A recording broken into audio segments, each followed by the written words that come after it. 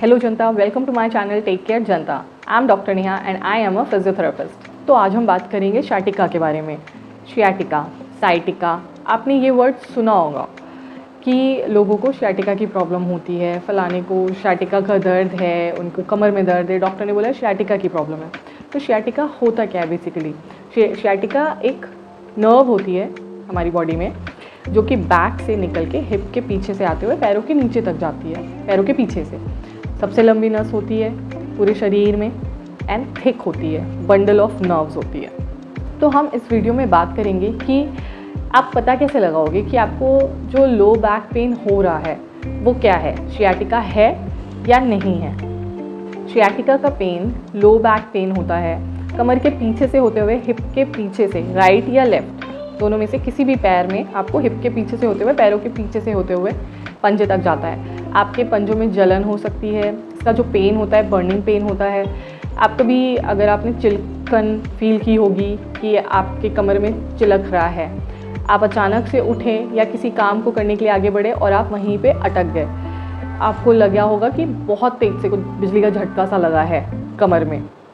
अगर ऐसा कुछ आपके साथ हो रहा है तो हो सकता है कि वो शियाटिका हो। वैसे इसकी प्रॉपर डायग्नोसिस एक्सरे या एमआरआई से ही हो सकती है। प्रॉपर डायग्नोसिस बहुत ज़रूरी है कि आपको शियाटिका है या नहीं है, उसके लिए आपको एक्सरे या एमआरआई करवाना ही पड़ेगा। आगे बात करेंगे कि शियाटिका क्यों होता है, ऐसा क्या किया है हमने जो शियाटिका की प्रॉब्लम स्टार्ट हो जाती है।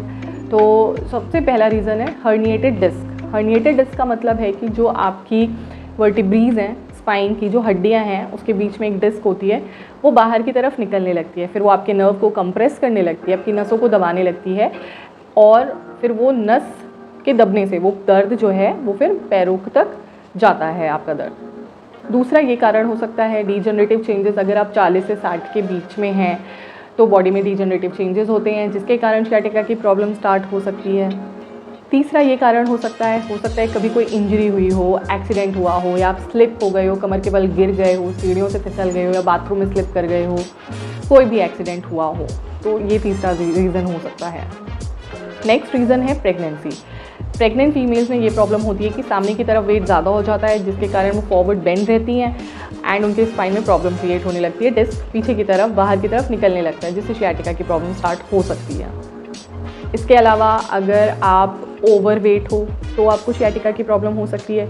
आपका जॉब प्रोफाइल ऐसा हो जिसमें आपको कंटिन्यू बहुत ज़्यादा देर तक खड़े रहना पड़ता है या बहुत देर तक, घंटों तक बैठे रहना पड़ता है, तो भी आपको शियाटिका की प्रॉब्लम हो सकती है। तो ये तो बात हो गई कि शियाटिका क्यों होता है, इसके कॉजेज़ क्या क्या हैं। अब हम जानेंगे, हमने बेसिक चीज़ें जान ली हैं शियाटिका के बारे में, क्या होता है, क्यों होता है। अब हम इसका सॉल्यूशन जानेंगे। अगर आप कंफर्म हो कि आपको शियाटिका का पेन है तो आप आगे का वीडियो देखते रहना, क्योंकि अब मैं इसका सॉल्यूशन बताऊंगी कि अगर हमें शियाटिका का पेन है तो उसके लिए हम क्या कर सकते हैं एंड हमें क्या नहीं करना चाहिए। जितना इम्पॉर्टेंट है कि क्या करना चाहिए उतना ही इम्पॉर्टेंट है क्या नहीं करना चाहिए। क्योंकि कभी कभी ऐसा होता है कि आप शियाटिका का ट्रीटमेंट ले रहे होते हो, एक्सरसाइजेस कर रहे होते हो, बट उसका रिज़ल्ट आपको नहीं मिलता है, वो फ़ायदा नहीं करती हैं। आपको लगता है कि मैं इतने दिनों से ट्रीटमेंट करा रहा हूँ, मेडिसिन ले रहा हूँ या ले रही हूँ, एक्सरसाइजेस कर रहा हूँ, बट उसका रिज़ल्ट क्यों नहीं मिल रहा है। क्यों? क्योंकि प्रिकॉशंस लेना आप भूल जाते हो। इसीलिए बहुत ज़रूरी है कि क्या करना है क्या नहीं करना है, ये दोनों चीज़ें आपको याद रखनी हैं। अब क्योंकि ज़्यादा इम्पॉर्टेंट है कि क्या नहीं करना है तो हम उस बारे में पहले बात कर लेते हैं। तो आपको फॉरवर्ड बेंडिंग नहीं करनी है, सामने की तरफ बिल्कुल भी नहीं झुकना है, ना आपको नीचे झुक के कोई सामान उठाना है, ज़मीन की तरफ झुक के कोई सामान नहीं उठाना है, नीचे कबर्ड में कोई सामान नहीं रखना है, फ्रिज से कोई सामान निकालना या रखना नहीं है, फ्रिज के नीचे वाले शेल्फ से कोई सामान नहीं निकालना या रखना है, या आप झुक के सोफ़ा कवर ठीक कर रहे हो, झुक के बेडशीट ठीक कर रहे हो, वो सारे काम भी आपको नहीं करने। आपको लगता है कि मैं आधा ही तो झुक रहा हूँ या झुक रही हूँ, तो आपको लगता है कि मैं पूरा तो नहीं झुकी हूँ, बट नहीं, आपकी स्पाइन आगे की तरफ बेंड तो हो ही रही है ना। अगर आप आधा झुक रहे हो तो भी, पूरा झुक रहे हो फिर भी, तो फॉरवर्ड बेंडिंग आपको पूरे तरीके से अवॉइड करनी है। दूसरा ये काम करना है आपको कि आपको कोई भी भारी सामान नहीं उठाना है कुछ दिनों तक एटलीस्ट। सामने झुक के कोई भी पानी की बाल्टी, कोई भी बक्सा या कोई झोला, थैला, वो कुछ भी आपको भारी सामान नहीं उठाना है। अगर आपका जॉब प्रोफाइल ऐसा है जिसमें आप बहुत ज़्यादा देर तक बैठे रहते हो तो आपको लॉन्ग सिटिंग नहीं करनी है। अगर आप लॉन्ग सिटिंग कर रहे हो तो आपको कोशिश करनी है कि आप हर 30 या 40 मिनट्स में एक ब्रेक ले लो, 2 मिनट्स का ब्रेक ले लो। आप खड़े हो, थोड़े से स्ट्रेचेस करो and just walk around your place and फिर आके बैठो, फिर काम करो। अगर आपका काम बहुत ज़्यादा देर तक खड़े होने वाला है, लॉन्ग स्टैंडिंग वाला काम है, तो आपको कोशिश करनी है कि आप थोड़ा सा बैठ जाओ या वॉक कर लो। बेसिकली आपको एक ही पोजीशन में बहुत देर तक बॉडी को नहीं रखना है, पोजीशन चेंज करते रहनी है। बैठे हो काफ़ी देर से तो खड़े हो जाओ, खड़े हो तो थोड़ा सा बैठ जाओ या वॉक कर लो। नेक्स्ट प्रिकॉशन है कंफर्टेबल सिटिंग। अगर आपका ज़्यादा लॉन्ग सिटिंग तक बैठने वाला काम है तो आपको ये ध्यान रखना है कि आपकी चेयर कंफर्टेबल हो, आप हार्ड सरफेस पे ना बैठो या आपके चेयर और आपके बैक के बीच में कोई गैप ना हो, कुशनिंग होनी चाहिए। Comfortable sitting is very necessary. Next precaution है स्लीपिंग पॉस्चर। ये भी बहुत ज़रूरी है कि आप किस पॉस्चर में सोते हो, उधर भी ध्यान देना ज़रूरी है, because sleeping posture is very important. अगर आप सीधे सो रहे हो स्ट्रेट तो आपको पैर बिल्कुल सीधे रख के नहीं सोना है, आपको घुटनों के नीचे हल्का सा तकिया रख लेना है ताकि आपके घुटने हल्के से बेंड रहें। एंड अगर आप साइड लाइन सो रहे हो, करवट में सो रहे हो, तो जैसे कोई बच्चा सोता है कडल करके दोनों पैरों को सामने की तरफ मोड़ के, आप वैसे सो सकते हो। तो नेक्स्ट है क्या करना है।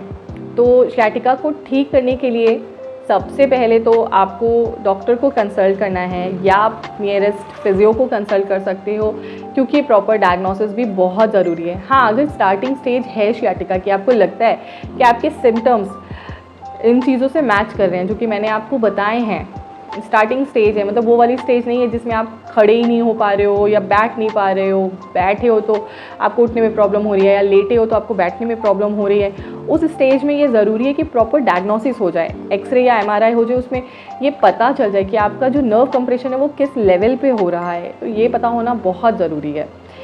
तो अगर एक डायग्नोसिस हो जाती है, अगर आप कंफर्म हो कि ये sciatica का ही दर्द है, तो सबसे ज़रूरी चीज़ है exercises and stretching.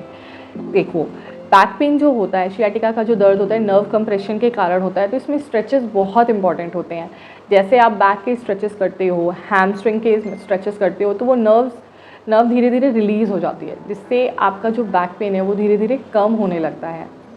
sciatica pen का सबसे इजी सॉल्यूशन है स्ट्रेचेस एंड एक्सरसाइजेस। अगर आप ये दो चीज़ें कंटिन्यू करते हो तो आपको जो आपका पेन है वो डेफिनेटली कम होगा, एंड रेगुलर करते रहोगे तो ख़त्म भी हो सकता है। बट अगर आप प्रिकॉशंस प्लस एक्सरसाइजेस दोनों चीज़ें कर रहे हो तो आपका sciatica पेन हमेशा के लिए ख़त्म हो सकता है।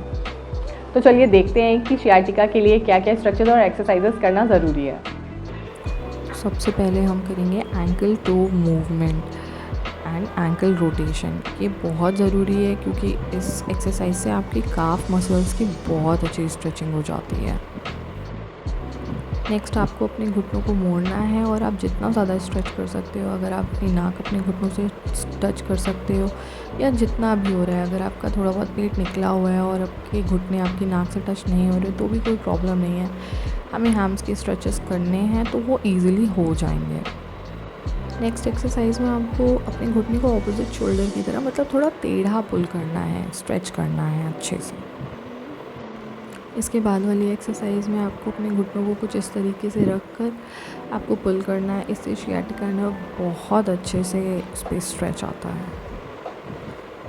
ये एक्सरसाइज आपको दोनों पैरों से करनी है। आपको ये सारे स्ट्रेचेस 3 बार करने हैं, 3 रिपीटेशंस तो आपको करने ही हैं सारे स्ट्रेचेस।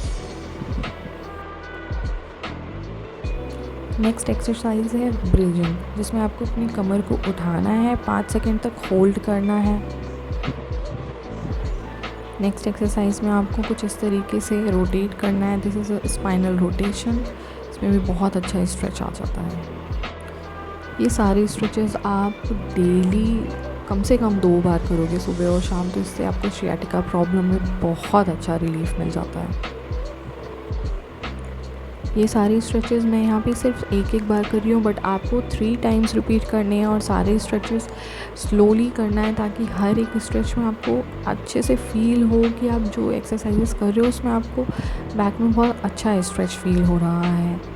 नेक्स्ट है ये वाला स्ट्रेच, ये भी आपको 3 बार रिपीट करना है। सारी एक्सरसाइजेस आपको दिन में कम से कम 2 बार करनी है। मॉर्निंग कर सकते हो और उसके बाद इवनिंग में कर सकते हो। तो कैसा लगा आपको आज का वीडियो? अगर आपको इस वीडियो से कोई हेल्प मिलती हो तो आप कमेंट सेक्शन में मुझे बता सकते हैं, और अगर आपको कोई कन्फ्यूजन है इस वीडियो को लेके तो आप वो भी पूछ सकते हैं। इसके अलावा अगर आप किसी और कंडीशन के बारे में मुझसे जानना चाहते हैं या कोई इन्फॉर्मेशन चाहते हैं तो वो भी आप कमेंट सेक्शन में पूछ सकते हैं। तो शुरू करते हैं हेल्दी रहने की journey. Go healthy and be happy.